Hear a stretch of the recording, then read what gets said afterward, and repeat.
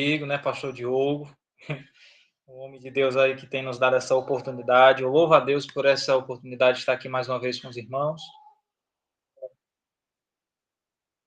Aí, tá vendo? Como o safe aí não é qualquer coisa, tá vendo? O safe aqui é importante. Meus irmãos, deixa eu só aqui ajeitar minha câmera. Só um momento.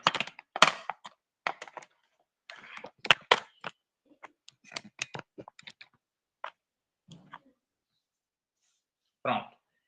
Irmãos, vamos fazer uma oração antes da gente aqui iniciar. Em nome de Jesus.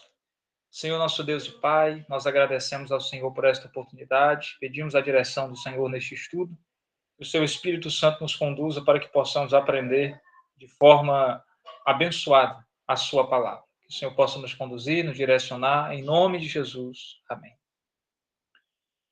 Meus irmãos, a gente aqui vai dar procedimento ao estudo da aula passada sobre bibliologia, né? Nós falamos na aula passada, só recapitulando, sobre a origem do nome da Bíblia, que é uma coleção de livros, né? Vem do termo biblos. Nós falamos sobre os primeiros materiais de escrita, que foram as tábuas de pedra, o papiro, os pergaminhos. Nós falamos sobre as linguagens originais, falamos sobre as traduções, como Septuaginta e Vulgata, né? E hoje eu quero tratar com os irmãos sobre a estrutura da Bíblia, né? Nós vamos aprender um pouquinho aqui sobre a estrutura da palavra de Deus. Eu vou já adiantando aos irmãos, tive um dia um pouco complicado hoje, eu estou com um pouco de dor de cabeça e eu vou tentar aqui sintetizar, né, de uma forma que não prejudiquem os irmãos, mas que a gente consiga terminar aqui o quanto antes, para a gente me descansar aqui um pouquinho, né? Acabei de sair aqui da escola bíblica e aí já vim bem desgastado, mas vamos aqui abraçar essa missão e prometo aos irmãos entregar aqui o melhor que eu puder. Os irmãos, obviamente, fiquem à vontade, como é de costume. Pronto, ajeitar aqui. Peraí. Pronto, acho que agora ficou melhor. Os irmãos podem me interromper a qualquer momento, certo? Levante a mão, dê alguma sinalização para falar, fazer o seu comentário. Falando sobre a estrutura da Bíblia, recapitulando, a Bíblia ela contém 66 livros, escritos por aproximadamente 40 escritores, e ao longo de um período de 1.600 anos. Né? Lembrando que não foi um período fechado de 1.600 anos. Né? Tipo, uma parte, outra parte em pedaços. Aí quando a gente faz essa somatória, né, no sentido todo ali, dá um total de mais ou menos 1.600 anos, desde Gênesis até Apocalipse. E sabendo disso, a gente vai aprender aqui um pouco sobre a divisão da Bíblia, né? Como é que ela ou melhor dizendo, como é que ela se subdivide, né? Então, a primeira divisão que nós temos que saber é o Velho Testamento e o Novo Testamento. Essa palavra testamento remete à aliança, ou pacto. Então, quando nós vemos esse termo Velho Testamento, eu me refiro a uma velha aliança. Quando eu uso o termo Novo Testamento, eu me refiro a uma nova aliança ou um novo pacto. E assim foi, digamos assim, dividida a Bíblia, né, entre essas duas partes. Haja vista que nós temos o Velho Testamento, que aponta para o Messias, e nós temos o Novo Testamento, que de fato, o Messias em ação, né, o Messias encarnado. Deixa eu ver se eu consigo ajeitar aqui melhor minha câmera. Os irmãos, acho que dá assim para ver melhor. Pronto, graças a Deus. Então, nós temos aí a primeira divisão, né, que é o Velho Testamento e o Novo Testamento. Esses termos de Velho Testamento e Novo Testamento, eles foram utilizados a primeira vez por Tertuliano e Orígenes, que são ali, digamos assim, estudiosos da palavra, né, que começaram a se utilizar desses termos, de Velho Testamento e Novo Testamento. Obviamente, a Bíblia não tinha essa divisão anteriormente, mas com o passar do tempo foi se enquadrando ali. A gente vai ver já um pouquinho sobre a organização dos livros. falando sobre a divisão da Bíblia, eu gostaria muito que você tivesse com a sua Bíblia aí em mãos, porque a gente vai aprender na prática um pouquinho da divisão da Bíblia. Eu estou aqui com a Bíblia da minha esposa, para ser mais... eu gosto muito do modelo dela aqui, da linguagem dela. Se você for para a página da Bíblia, as primeiras páginas, onde tem isso aqui, ó, o índice, não sei se os irmãos conseguem ver, é onde tem o índice com o nome dos livros da Bíblia. Eu gostaria muito que você fosse para essa página, onde você vai ver aí toda a Bíblia, ela tem, né, que é o índice onde a gente vai ver os livros da Bíblia, as abreviações, a gente vai ver as páginas, quantas páginas, aonde está localizado esse livro, né, que às vezes a pessoa é um novo convertido, ela não sabe localizar por livro, capítulo e versículo, mas ela sabe localizar pela página. Então, aqui, algumas Bíblias dão essa possibilidade. Aqui você sabe também, aqui já está dividido em Antigo e Novo Testamento. Então, eu gostaria muito que você fosse para essa página para a gente analisar um pouquinho como essa divisão acontece na Bíblia. Então, vamos primeiro para o Antigo Testamento, para a gente entender essa divisão. Se você olhar na sua Bíblia aí, nós temos aí o Pentateuco, ou a lei, né, como a gente gosta de se referir. O que é o Pentateuco? A palavra penta vem de 5. E por que tem esse nome Pentateuco? Porque eu me refiro aos 5 primeiros livros da Bíblia, que são Gênesis, Êxodo, Levítico, Números e Deuteronômio. Esse conjunto de livros, esses 5 livros, eles montam o Pentateuco, né? Que é também conhecido como a lei. Depois desse conjunto de livros, o Pentateuco, nós temos os livros históricos, que, como o nome já diz, conta a história do povo de Israel. Os livros históricos são de Josué até Esté, certo? Se você olhar na sua Bíblia aí, de Josué até Esté, são os livros históricos. São livros que constam a história do povo de Deus, que constam os reis, né? Vão contar, no livro das Crônicas, por exemplo, os valentes de Davi, os guerreiros, livro de Esdras, Neemias e Esté, que são livros que mostram ali reconstrução, que mostram no tempo de Esté, que foi ali usado como instrumento de Deus para livramento do seu povo. Então, de Josué até Esté, esse conjunto de livros forma os livros históricos. Então, nós temos primeiro os livros, o Pentateuco, que é os 5 primeiros livros da Bíblia, e de Josué até Esté, nós temos os livros históricos. De Jó até o livro de Cantares, então Jó, Salmos, Provérbios, Eclesiastes e Cantares formam os livros poéticos, né? Já dá para perceber por quê. A gente percebe que Jó condiz ali, né, numa poesia, Salmos, Provérbios, Eclesiastes e Cantares são livros poéticos porque carregam na sua literatura esse cunho de poesia, né? E eles assim formam esse grupo chamado grupos dos livros poéticos. Então, nós já temos o Pentateuco, nós já temos os históricos, nós já temos os poéticos. Quando você vai a partir de Isaías até Daniel, você tem ali o conjunto dos profetas maiores, né? Daniel, aliás, Isaías, Jeremias, Lamentações também está incluído, Ezequiel e Daniel. Esse é o conjunto dos profetas maiores. E ressalto uma coisa, esse nome de profetas maiores não é devido à importância, mas é devido ao tamanho do livro.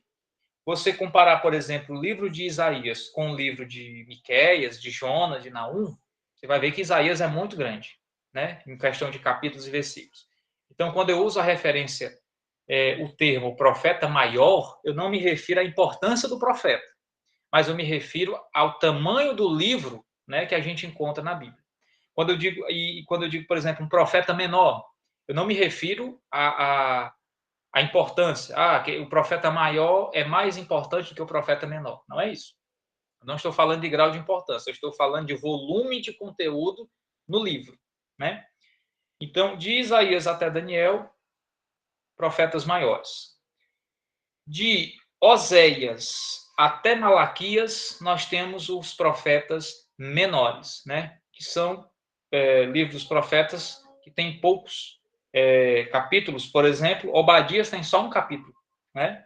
Então, são profetas que têm uma literatura mais curta, né, digamos assim. Então, a divisão do Antigo Testamento é a seguinte: o Pentateuco, 5 primeiros livros da Bíblia, os livros históricos, os livros poéticos, profetas maiores, profetas menores, certo? Essa é a divisão do Antigo Testamento. Até aqui os irmãos estão acompanhando, está dando certo, está dando para entender? Perdão. Amém. Então, vamos agora para a divisão do Novo Testamento, para os irmãos entenderem. O Novo Testamento, ele começa no livro de Mateus, no Evangelho segundo escreveu Mateus. Então, Mateus, Marcos, Lucas e João formam o que nós chamamos de evangelhos, certo?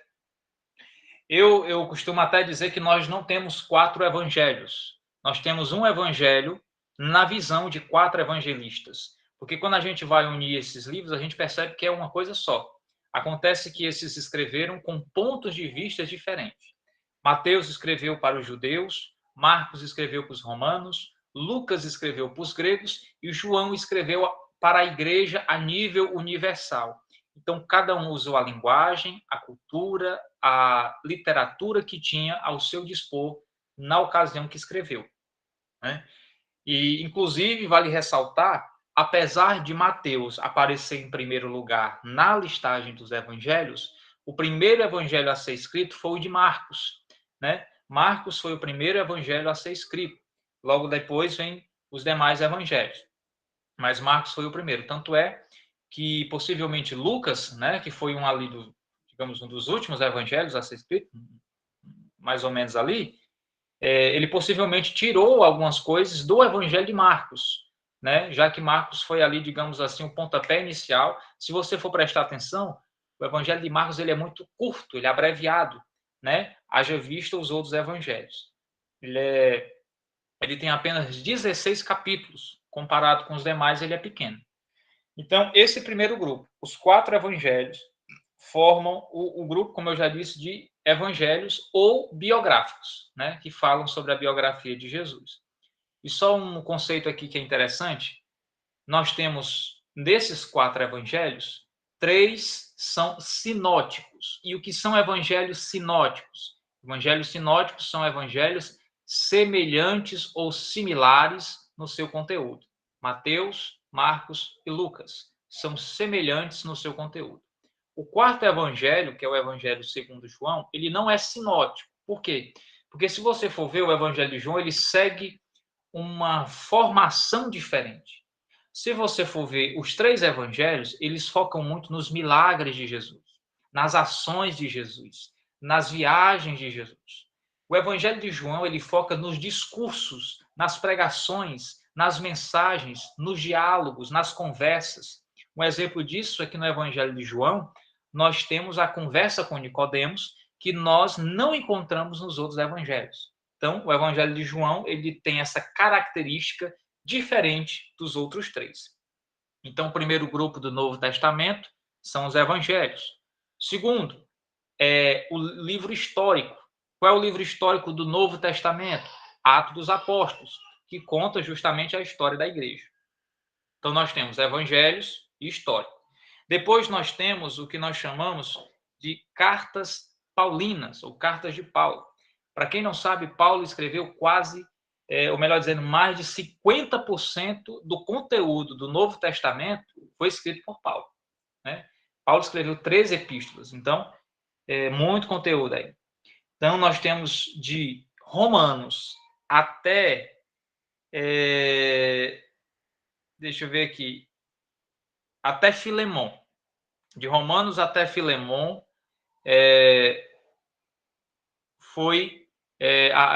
esse grupo é considerado as cartas de Paulo, né, as cartas paulinas. E um detalhe interessante, nessas cartas de Paulo, nós só temos 2 cartas pastorais. Quais são as cartas pastorais? Timóteo e Tito, certo? São pastores que estavam em pleno exercício da sua função e Paulo escreve a esses 2 pastores, Timóteo e Tito. E eu ressalto uma coisa que os irmãos podem conferir aí na sua Bíblia. Quando Paulo escrevia à igreja, ele dizia graça e paz da parte de nosso Senhor Jesus Cristo, né? Você vai ver que a introdução da carta era assim. Mas quando Paulo escreve aos pastores, no caso Timóteo e Tito, ele usa o termo graça, paz e misericórdia da parte de nosso Senhor Jesus Cristo. Então vale a pena a gente refletir um pouquinho sobre isso. Vou deixar isso aí para os irmãos refletirem com calma. Que Paulo, quando escreve à igreja, ele diz graça e paz. Mas quando ele escreve aos pastores, ele diz graça, paz e misericórdia. Isso é interessante. Então, nós já temos os evangelhos, nós já temos o livro histórico, que é Atos dos Apóstolos, nós já temos as cartas de Paulo, e agora nós temos as epístolas gerais, né? Digamos assim, porque elas têm diferentes autores, que vai de Hebreus até Judas. E, finalizando a divisão ali do Novo Testamento, nós temos o livro profético, que é o Apocalipse, né? Inclusive, Apocalipse, esse nome não tem nada a ver com o fim do mundo, não tem nada a ver com o final dos tempos, não. Apocalipse quer dizer revelação, né? Apocalipse quer dizer mostrar algo escondido, né? E isso é que o livro do Apocalipse nos mostra. Então, essa é a divisão aqui do Novo Testamento. Amém aqui? Os irmãos estão conseguindo acompanhar? Até aqui deu tudo certo? Quem está com a Bíblia aí na mão, dá um sinal assim, diga assim, eu tô, dá um joinha. Quem está com a Bíblia aí? Só para mim. Pronto. Eu quero que você vá para o Evangelho de Mateus, segundo escreveu Mateus. Procura aí, o Evangelho segundo escreveu Mateus. Ó, vou mostrar aqui para os irmãos. Está aqui a primeira página do Evangelho segundo escreveu Mateus, certo? Aí, você vai voltar como se você fosse para o Velho Testamento. Como se você fosse ir para Malaquias. Aliás, para Malaquias, que é o último livro do Velho Testamento. Aí está aqui Malaquias e do outro lado aqui você tem Mateus. Aí tem um fato interessante nas Bíblias. Se você olhar, entre o livro de Malaquias e o livro de Mateus, tem algumas páginas em branco. Olha aqui, ó. Aqui tem duas, a Bíblia da minha esposa. Ó. Não tem nada escrito, ó. Tá em branco. Tá em branco. Aí aqui começa o título da divisão do Novo Testamento. Mas entre Malaquias e Mateus está em branco. Olha aí na sua Bíblia. Dá uma confirmação aí, se entre Malaquias e Mateus tem algumas páginas em branco. Pronto. Olha que interessante. Os irmãos já devem ter ouvido falar sobre o silêncio profético. O que foi o silêncio profético? Foi um período entre Malaquias e o Evangelho de Mateus em que não houve profecia, não houve profeta, não houve nenhum escrito bíblico, né, entrado aqui no cânon. Foi considerado ali um momento de silêncio de Deus, né? O que a gente chama de período interbíblico. E esse período aqui de aproximadamente 400 anos, nós não temos profecia de Deus, nós não temos, né, nada. E desde as traduções mais antigas, da Vulgata, da Septuaginta, tem-se o costume, né, o hábito, que quando vai imprimir a Bíblia, deixar essas folhas em branco entre Malaquias e Mateus, justamente para simbolizar esse silêncio profético. Então, às vezes a pessoa acha que essas folhas em branco simbolizavam anotação, né? Para anotação, e não é, né? Algumas Bíblias têm, lá no final ou no começo, os campos para anotação, mas essas páginas em branco, algumas Bíblias têm 10 páginas em branco, né? Essa aqui tem 2. Isso mostra o silêncio profético, ou seja, não tem nada escrito, né? Mas quando a gente vira a página, que está em branco, mas de repente você chega na revelação do Messias, né? A gente já aparece no Messias. Pois é, todo mundo acha que é para anotação, mas isso já vem há muito tempo, né? E as editoras seguem esse costume de deixar essas páginas em branco entre Malaquias e Mateus para mostrar esse período de silêncio profético, né? Eu achei muito interessante isso quando eu aprendi e queria repassar para os irmãos, para você ver que até a estrutura da Bíblia nos traz uma mensagem, né? A forma de organização nos traz uma mensagem. Pronto, uma coisa que foi questionada na aula passada, eu disse que a gente trataria nessa, a divisão da Bíblia em capítulos e versículos, certo? Irmãos, originalmente a Bíblia não tinha essa divisão de capítulo, de versículo, enfim. Era um rolo só. Então, se você quisesse saber um determinado texto da Bíblia, você tinha que procurar naquele rolo, né? Então, era um trabalho muito demorado. Você tinha que ter muito conhecimento, muita habilidade, porque se você não tivesse, ia passar horas procurando, né? E, tipo, havia vários rolos de um mesmo livro. Então, você tinha que saber qual era o rolo, você tinha que saber desse rolo, qual era a parte do rolo que tinha aquele texto da Bíblia que você estava procurando, né? Quando os magos do Oriente vieram até Herodes para visitar Jesus, os sábios olharam, né, a palavra nos pergaminhos, no rolo lá, para identificar onde é. Então, não tinha essa divisão de capítulo e versículo. Então, a primeira pessoa a dividir em capítulos e versículos, aliás, em capítulos, a Bíblia, porque ela não foi dividida assim, tudo junto, né? Capítulos e versículos tudo de uma vez. Não, foi aos poucos. Primeiro foi dividido em capítulos, são esses números maiores.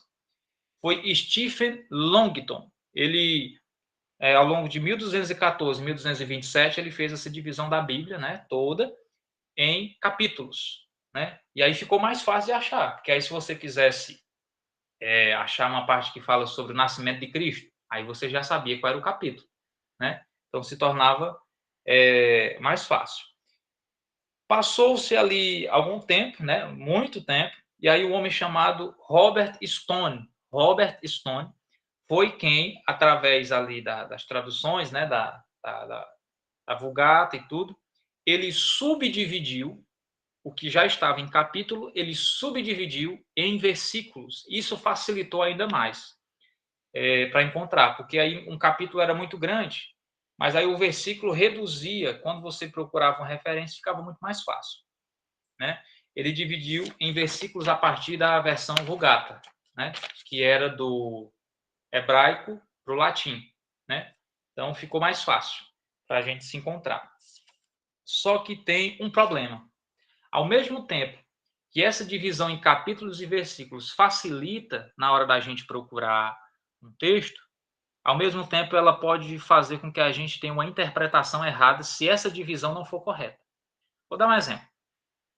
Se eu disser aos irmãos, onde é que está escrito na Bíblia o seguinte texto? Porque Deus amou o mundo de tal maneira que deu seu Filho unigênito para que todo aquele que nele crê não pereça. Os irmãos, né, vão ter uma noção, muitos vão saber de qual, que é João capítulo 3, versículo 16. Então, essa divisão me ajudou, me auxiliou, né, para que eu pudesse encontrar esse texto. Por outro lado, muitas vezes nós vemos textos que, nessa divisão, ele acaba atrapalhando o entendimento. Vou dar um exemplo. Abra sua Bíblia aí em Isaías 53. Vamos lá para Isaías 53.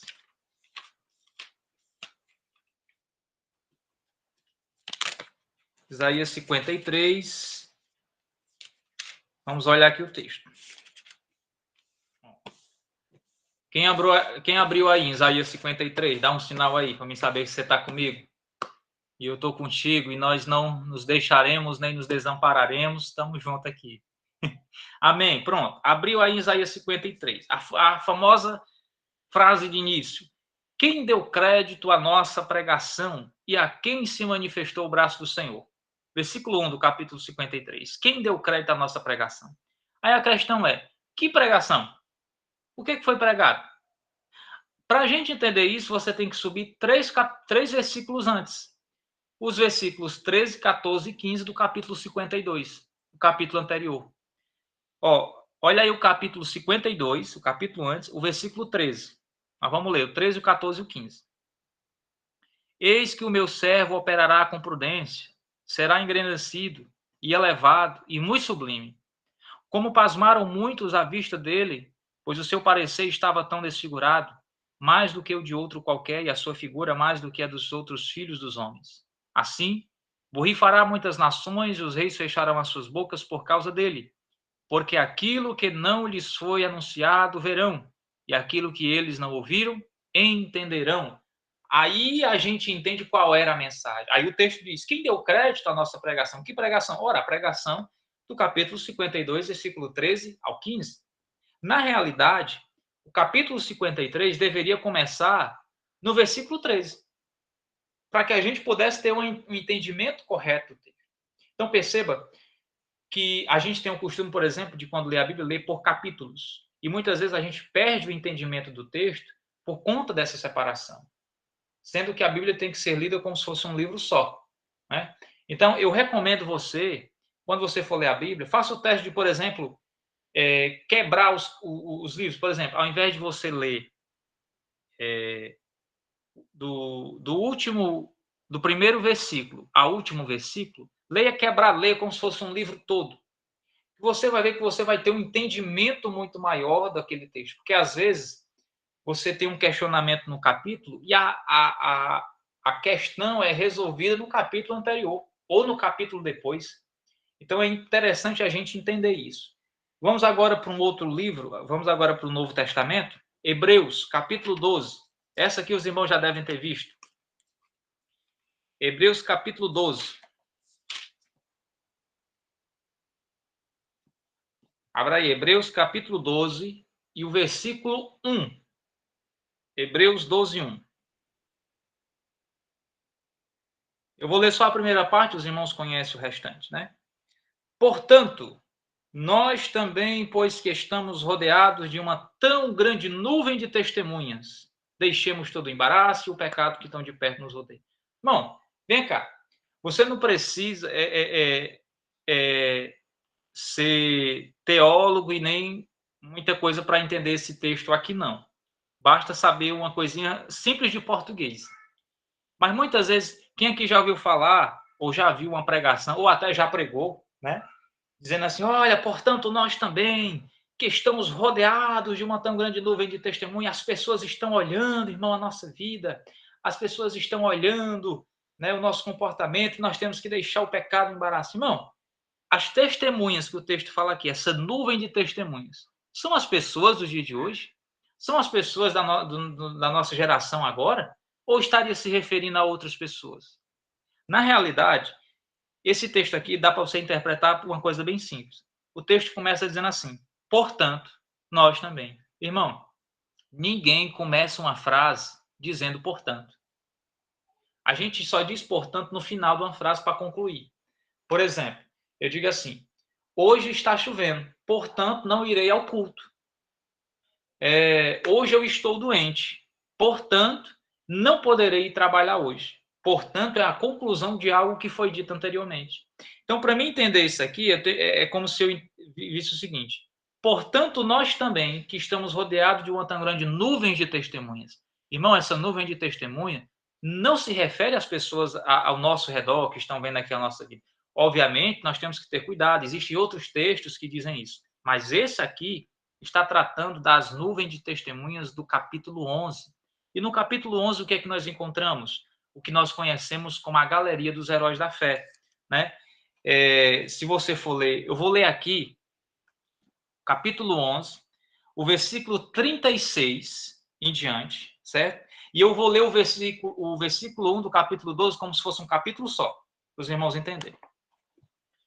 Versículo 36 do capítulo 11. E outros experimentaram escárnios e açoites e até cadeias e prisões. Foram apedrejados, cerrados, tentados, mortos ao fio da espada. Andaram vestidos de peles de ovelhas e de cabras, desamparados, aflitos e maltratados, dos quais o mundo não era digno, errantes pelos desertos e montes, e pelas covas e cavernas da terra. E todos estes, tendo tido testemunho pela fé, não alcançaram a promessa, provendo Deus alguma coisa melhor a nosso respeito, para que eles sem nós não fossem aperfeiçoados.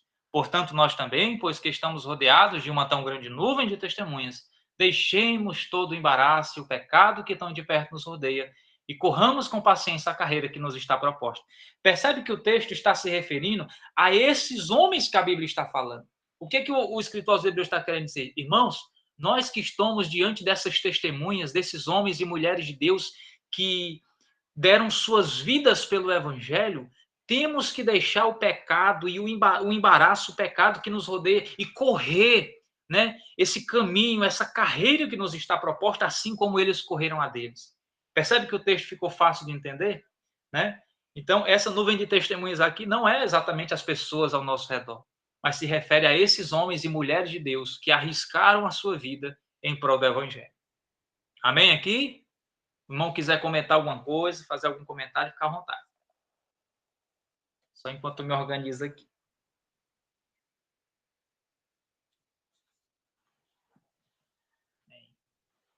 Os irmãos, eu costumo dizer que quando estão calados, ou estão entendendo tudo, ou não estão entendendo nada. Eu vou acreditar que os irmãos estão entendendo tudo, né? Está dando tudo certo aí. Eu espero que os irmãos estejam olhando na Bíblia, viu? Porque se é uma aula de bibliologia e os irmãos sem a Bíblia na mão, aí, meu irmão, nem Jesus consegue fazer você aprender, né? Porque aprendendo bibliologia sem a Bíblia na mão é complicado. Pronto. A gente já viu a divisão da Bíblia. A gente já viu como funciona, né, a divisão. A gente já viu aqui que essa divisão também às vezes atrapalha. Então a gente tem que ter cuidado quando vai fazer uma leitura, né? Tem outros textos aqui que eu poderia dar exemplo, mas esses aqui são os principais. Os irmãos podem identificar depois. E eu quero falar agora sobre algumas particularidades da Bíblia, né? Mas antes, deixa eu mostrar uma coisa para você. Irmão, Jesus Cristo, nosso Salvador, o Messias, ele é o assunto principal da Bíblia. Ele é o centro. O Novo Testamento, olha que incrível, o Novo Testamento começa e termina falando de Jesus. Vamos aí para Mateus, primeiro evangelho. Mateus capítulo 1. Capítulo 1 e o versículo 1. Olha o que aqui diz o texto. Mateus, capítulo 1, versículo 1. Livro da geração de Jesus Cristo, filho de Davi, filho de Abraão. Notou aí? Deu para ler?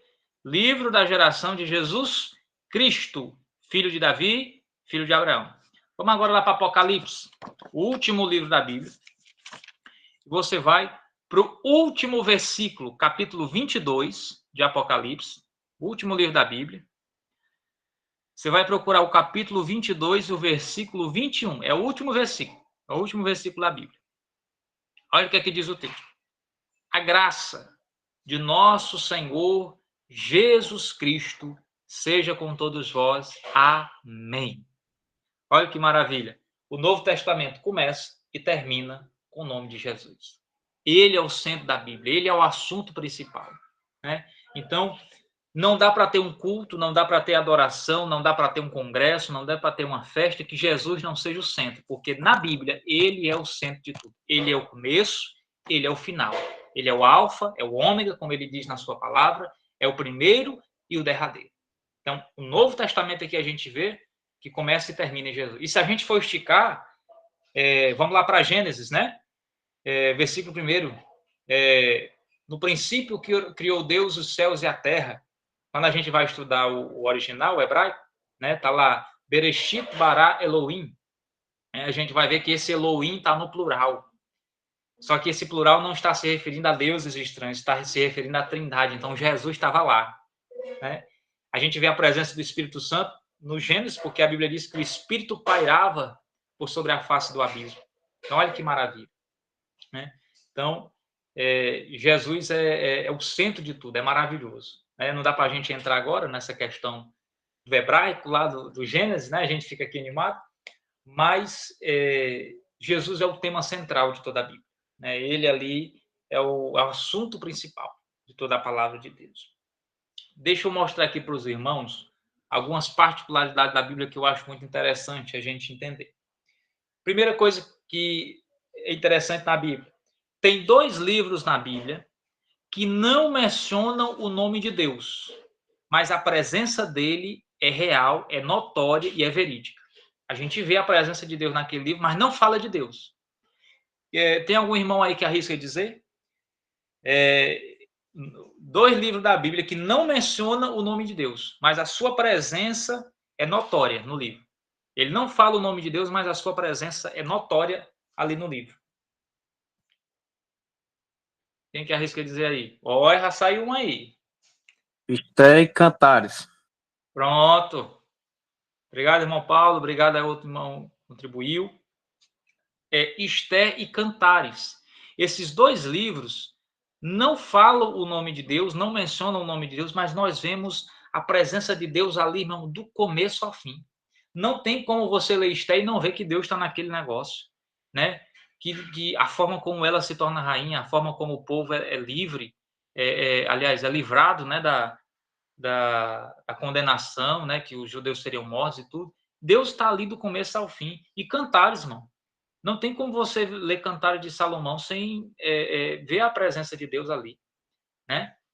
Você pode entender Cantares como o amor de Salomão para sua esposa, né? Sulamita. Você pode ver ali, entender como o amor de Deus para com o seu povo, Israel. E você pode entender ali como o amor de Cristo para com a igreja, né? Meu irmão, o livro de Cantares é maravilhoso. A gente vê a presença de Deus ali completo, apesar desses dois livros não mencionarem o nome de Deus. Então, primeira curiosidade bíblica. Segundo, essa aqui eu já falei aqui, quem me assistiu em aulas bem passadas já deve saber. Qual é o livro da Bíblia considerado que uma Bíblia dentro da Bíblia? Tem um livro da Bíblia que é considerado uma Bíblia dentro da Bíblia. Isaías. Pronto, irmão Paulo, muito obrigado. Pronto, irmão Francisco. Obrigado, meu irmão. Por que Isaías é considerado uma Bíblia dentro da Bíblia? Quantos livros tem a Bíblia no total? 66. Quantos capítulos tem Isaías? 66.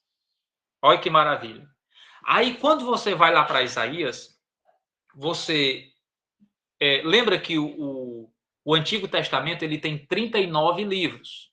O Novo Testamento ele tem 27.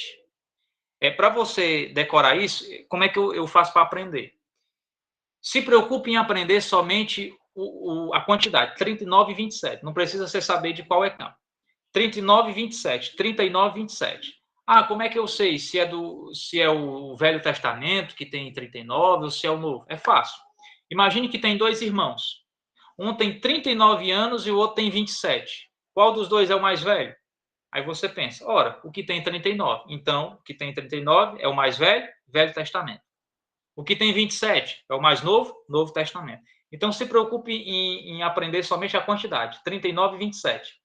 Aí você pensa, tem dois irmãos, um tem 39 anos, é o mais velho. Então, é o Velho Testamento. Aí fica fácil de você aprender. E Isaías, quando você vai do capítulo 1 ao capítulo 39, ele fala unicamente do Messias, né? Coisas ali relacionadas ao Antigo Testamento. Quando você vai ver do capítulo 40 em diante, meu irmão, é ali como se o Messias já tivesse encarnado, como se a gente estivesse já lendo o Novo Testamento. Tanto o Apocalipse, que é o último livro da Bíblia, termina falando de um novo céu e de uma nova terra. O livro de Isaías, no capítulo 66, termina falando de um novo céu e de uma nova terra. Então, olha que maravilha, parece uma miniatura da Bíblia dentro da Bíblia, né? Então, essa é uma curiosidade bíblica que eu queria passar aos irmãos, né? E, dentre muitas outras coisas, né, que tem na palavra de Deus, a Bíblia é um mistério, né? Olha aí, o Antônio Dalto. Amém, meu irmão, nós vamos aprender junto, né? Nós estamos aqui para aprender junto. Então, tem muita coisa maravilhosa, irmão, dentro da Bíblia. Tem muita coisa importante da gente entender. Então, essa aula de bibliologia é justamente para a gente esclarecer essas coisas, para a gente ver algumas coisas na Bíblia, né? Para a gente poder ali tirar algumas dúvidas. Bibliologia é uma coisa muito simples, mas se a gente falhar nesse estudo, a gente vai falhar o resto do estudo da Bíblia, né? Porque aqui é a base. Então, quando você tem um entendimento daqui, você já tem ali um caminho pavimentado para caminhar em direção aí a coisas mais, digamos assim, difíceis, né, da palavra. Apesar de que é muito bom quando você vai examinar as Sagradas Escrituras e percebe coisas que você ainda não entendeu. Então, meus irmãos, era isso que eu queria tratar com os irmãos. Hoje é uma aula bem simples, bem leve. Tudo que está aqui eu tirei da apostila do Ceifa. Obviamente, eu acrescentei aqui algumas coisas que eu achei interessante, mas os irmãos que forem responder os módulos, se assistir essa aula aqui é suficiente para poder responder a sua avaliação, né? Na próxima aula a gente vai entrando em mais outros assuntos um pouco mais complexos. A gente vai entrar um pouquinho no cânon bíblico, né? Como se formou o cânon, o que é o cânon, quem foi que decidiu quais são os livros da Bíblia que são de fato direcionados ou inspirados pelo Espírito Santo, né? A gente vai aprender tudo isso em aulas futuras. No demais, queria saber se os irmãos têm algum comentário, têm alguma pergunta. A aula de hoje eu queria apenas esclarecer, né, essa estrutura da Bíblia, para os irmãos entenderem, trazer aqui algumas particularidades. Se os irmãos tiverem alguma pergunta, algum comentário, fiquem à vontade e eu já devolvo aqui a palavra ao nosso pastor Diogo, né, nosso homem de Deus que está à frente aí desse trabalho maravilhoso.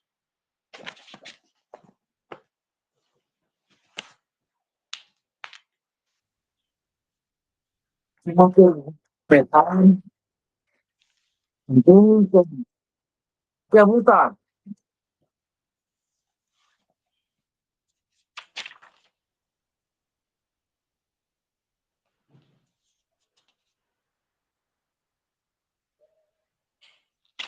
Acho que todo mundo entendeu. Entendeu? Sinal um dia de joia aí. Olha aí. Eita glória. Isso, olha aí. Isso.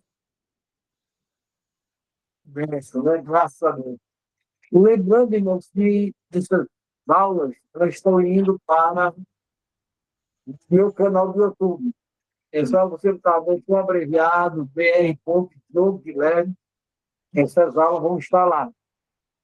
E tem outros assuntos diversos de interesse de vocês. Tanto na área teológica, como na área psicológica. Então, a nós será onde receber todos vocês ali no YouTube. Então, essas aulas de hoje, por isso tem uns que na internet ela oscila muito, uns caem, depois voltam. Então, você não tem que preocupar, não. Essa aula vai estar gravada no canal do YouTube. É só ir lá assistir. Né? Bom, que Deus abençoe. Muito obrigado, Samuel. Deus te abençoe. Tem que eu aprendi de longe alto. Eu inventei com a pergunta dele. Irmão, tenho dificuldade de refletir por aquilo que eu tenho lido na Bíblia. Que é a questão de memória, né?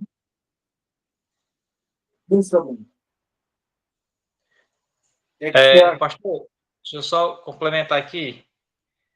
Uma coisa que eu recomendo, o irmão vai estudar, seja a Bíblia ou seja qualquer outro assunto, anote, né? Tem o hábito de escrever, o hábito de anotar. Obviamente, a gente tem que orar, tem que buscar a presença de Deus, tem que pedir ao Senhor sabedoria para iluminar nossa mente, mas usamos os mecanismos que a gente tem também em nossas mãos. Por exemplo, eu estou dando aqui essa aula, aqui um caderninho cheio de anotação, onde eu friso aqui os pontos principais, onde eu trato aqui com os irmãos, tem uns rabiscos, tem seta aqui para um lado, puxa aqui para o outro, né? Justamente, eu, por exemplo, comecei a pregar, eu usava sermão, né? Papelzinho escrito. Hoje eu já não utilizo mais, né? E um detalhe, até hoje eu vou pregar, eu ensaio a pregação em casa. Eu pego a Bíblia aqui e aí saio lendo o texto aqui no meio da casa, aqui, e saio pregando como se a gente estivesse na ocasião da pregação. Por quê? Oração, buscar o Senhor, não isenta preparação técnica, né? Ensaiar, anotar, buscar, pesquisar, é necessário. Então, e você, pronto, leitura em voz alta, né? Vou dar uma dica para os irmãos. Você vai ler a Bíblia e lhe dá sono? Lê em pé. Quero ver que você vai dormir em pé, né? Irmão Samuel, eu abro a Bíblia e me dá um sono. Pois lê em pé. Fica andando no meio da casa, lendo a Bíblia aí, né? Abre em Salmos, vai ler a Bíblia andando no meio da casa em pé. Duvido você dormir, né? Então, a gente tem que usar mecanismos aí para a gente aprender. Pronto, amém. Para quem inicia o estudo da palavra de Deus, o básico, a leitura da Bíblia, né? Eu poderia recomendar aqui milhões de plataformas de cursos, né, e tudo. Eu recomendo a Bíblia. Comece do arroz com feijão, Gênesis, Êxodo, Levítico, devagarzinho, né? Comece devagarzinho, faça os cursos, né? Vá fazendo anotações. Você teve um pensamento, alguma coisa, anote, né? Bibliologia é isso, o estudo da Bíblia é você anotar aquilo que você aprende na palavra, né?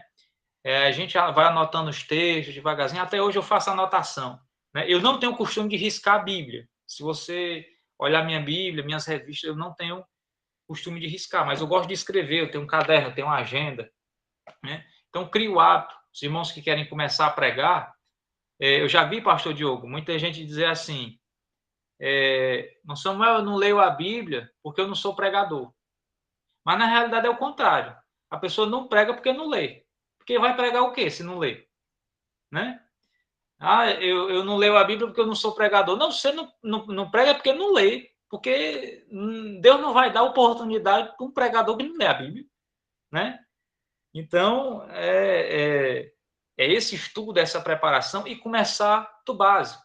Né? Não precisa você ir logo para um cursozão e uma plataforma pagando aí um absurdo para fazer um curso. Não, começa da leitura da Bíblia. Começa de um curso básico em teologia, como você já está fazendo. Pega a apostila do Seifo, vai estudar ali, né? Aos pouquinhos, né? Bem com calma, olhando todos os textos devagarzinho, e aí você vai interpretando. Tome muito cuidado com o negócio de YouTube, né? Das internets aí. Tome muito cuidado, né? Tem muita coisa boa, mas tem muita coisa que é perigosa. Só isso, pastor. Só para colocar isso mesmo. O seu microfone está desativado. Tem muitas perguntas aqui. Seria bom esclarecer quem está iniciando a leitura bíblica, por onde começar e terminar no primeiro. Vamos. O Adalto diz que ele lê, mas tem medo de errar na interpretação. Na Larissa, para quem está iniciando, quer se aprofundar no estudo da Bíblia, quais são as matérias de apoio que podemos usar? Tem muito, né? Como dizer assim, né? Tem comentários bíblicos, dicionários bíblicos, que são muito bons para ajudar, né, na questão. Mas é bom você primeiro fazer uma leitura, né, bíblica, dos Gênesis e Apocalipse. Você tem um entendimento. Agora, na questão das interpretações, porque sabemos que a Bíblia ela foi criada, ela foi, né, dentro de culturas diferentes, hebraica, grega, jamaica, embora fora outras regiões que os escritores nasceram. Então é muito importante, né, já que nós não temos o domínio, né, das línguas gregas, hebraicas, por isso que é muito bom ter esse suporte, né, como manuais bíblicos, dicionários, fiéis, comentários bíblicos, que é essencial para te ajudar na questão da interpretação da Bíblia.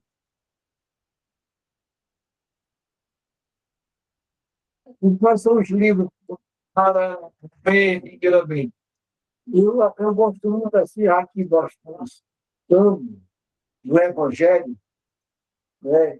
Salvação, por dentro do princípio. Muito bom você. Eu começaria pelos Evangelhos. Pelo Evangelho, não é? Os 4 evangelistas. Né? Depois aí você faz um intercâmbio, né? No caso, para você entender o Apocalipse, você tem que ler Daniel. Para você entender Daniel, tem que ler o Apocalipse. Né? ele é sintético e o outro é mais analítico. Então, tudo isso aí é essencial do aluno ter essa visão, né? Quando você está também, veja, para você não se confundir, a cronologia da Bíblia, porque tem livros, mas tem livros, ele não se preocupou na questão de colocar, hoje já temos a Bíblia em ordem cronológica, mas eu quero dizer, é muito bom que você tivesse uma ideia da data, Isaías profetou e tal, e no ano 600. Dentro desses 600, você vê que aparecem os outros profetas. Tem Jeremias, tem Ezequiel, tem outros, né, que vai estar ocupando juntos.